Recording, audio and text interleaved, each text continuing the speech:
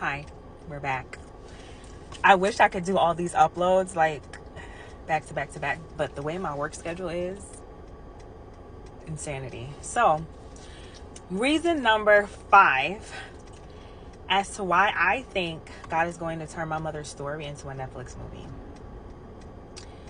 I don't even know which one to start with because everything is so fucked up that like I literally be telling people and myself like, sorry, I just washed my hands. Mind your business. But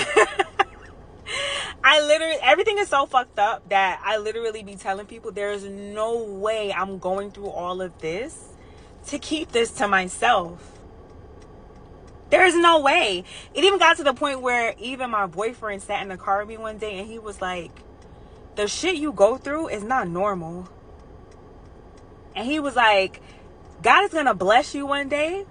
And when he does, everybody that fucked you over, they going to see. And I was like, and mind you, my boyfriend don't really talk about God like that. Like, if anybody talks about God, it's me. Or like a lot of the times he'll be like, babe, hold my hand and pray. But he doesn't initiate like conversations about God. But he was like, yo, the shit you go through is so fucked up. Like, so I'm going to start with, let me see.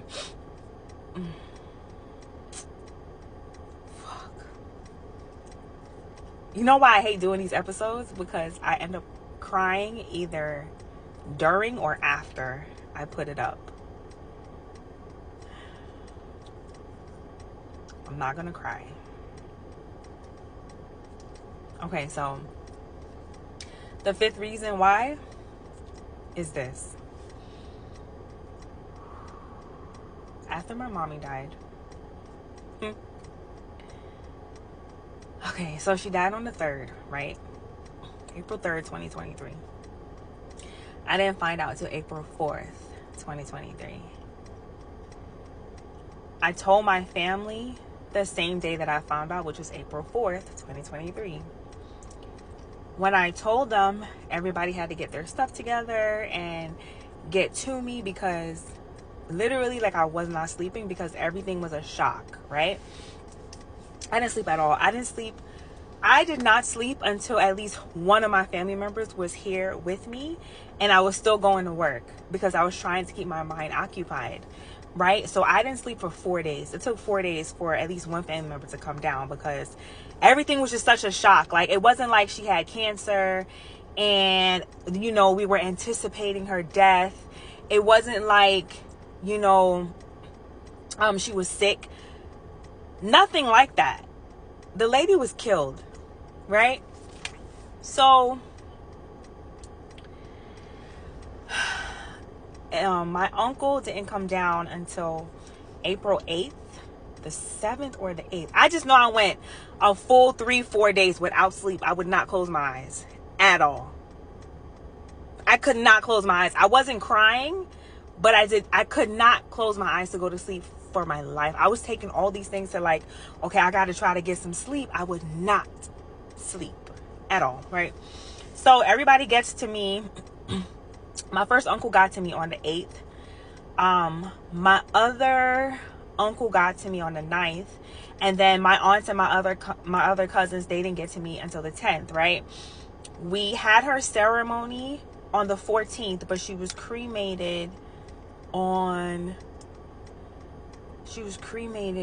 the 11th or the 12th, right? So now she's cremated. In between that, I'm going to the hospital to check up on my stepfather, the person that she married, right? Who was also involved in the accident.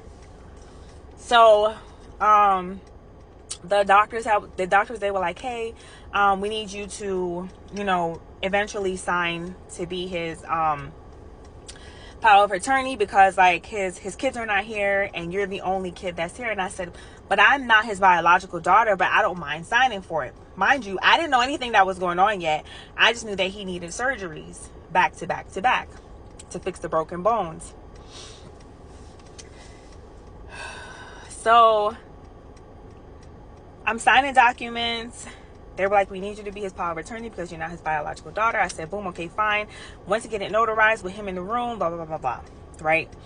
He had to do emergency surgery, so they did the emergency surgery first with my consent, and then after that, every subsequent surgery was like for me to sign and to let his daughter know because she wasn't there yet, right? So I was like, okay, whatever, that's cool.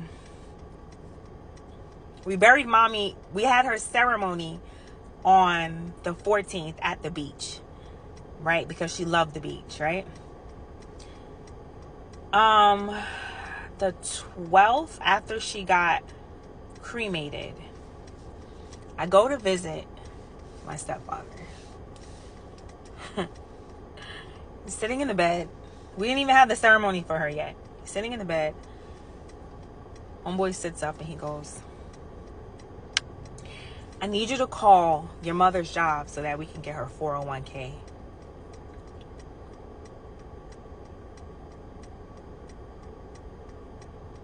Mommy hasn't been buried yet. So I remember standing in the room. He's in the hospital room. He didn't get out the hospital room until the following month. It took almost a month for him to get out the hospital. I remember standing in the hospital room. I was like, what? He goes, yeah, you need to call your mother's job so that we can get her 401k. Because me and you were going to travel the world just like she wanted us to.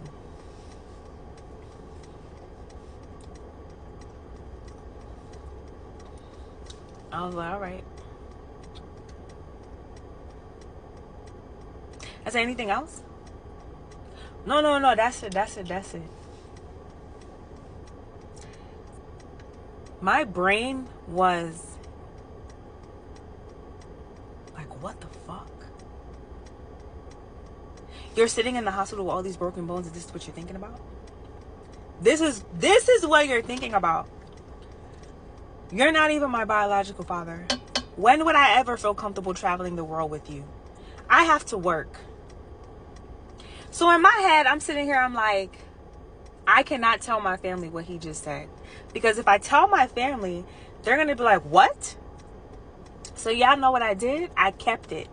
I held it in my heart and I was like, if I tell my family, either one or two things is going to happen. They're going to act a fool and go to the hospital and be like, nigga, what? Or they're going to think I'm telling stories. So I said, you know what? I'm going to hold it. Just focus on burying mommy on the 14th. And I wanted to get like pictures and stuff for how we were going to do things so everybody could have pictures to take home with them. And a video for how we were going to do things so that everybody can have a video. If you look further down, I do think I put the video up. If I didn't put the video up of her memorial, I'll put it up after this. But I just remember thinking, Dana, don't even focus on what this man just told you to do, right? So I focused on burying my mom. And then afterward, I started investigating. Y'all remember the previous episode where I said that my aunt told me that my mother said she wanted to transfer everything to me, her 401k, her life insurance, and this, that, and the third? Remember? And I said she died the next morning. So when everything was settled, we buried my mom, sent everybody back. Everybody went back home. They flew back home because everybody lives in New York. I live in Florida. Me and my mom live in Florida with her husband. I live alone. My mom, of course, lived with her husband, which was my stepfather at the time. Is, because he's a widow now. So I said, okay, now I'm going to investigate what the hell he's talking about, right? But it rubbed me the wrong way because it's like, your wife is not even buried yet. So why the fuck you worried about a 401k? So I called my mom's job and I said, listen, I don't even care for this. I don't care how you do it, how it goes, whatever the case may be. I asked about it. Guess whose name was on the paperwork for her 401k? Not mine. Who did the money go to? Not me.